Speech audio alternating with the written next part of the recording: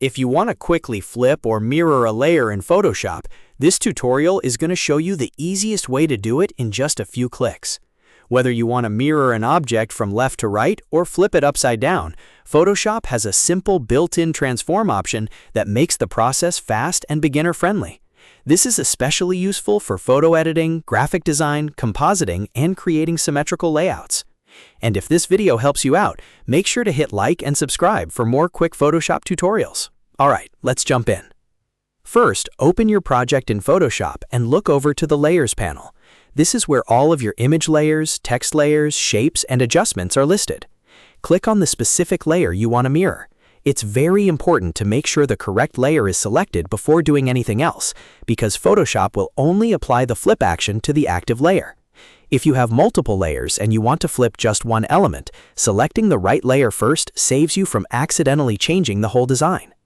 Once your layer is selected, go up to the top menu bar and click Edit. From the drop-down menu, hover over Transform. This opens up Photoshop's transform options, where you can rotate, scale, skew, and flip your layer. For this tutorial, we're focusing on the flip options at the bottom of the submenu. If you want to mirror the layer from left to right, choose Flip Horizontal. This will reverse the layer across its vertical axis, so anything on the left side moves to the right and anything on the right side moves to the left.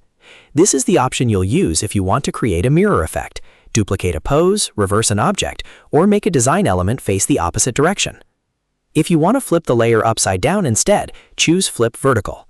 This will reverse the layer along its horizontal axis, turning the image top to bottom. This is useful for creative effects, reflections, or certain layout adjustments where you need the object inverted vertically.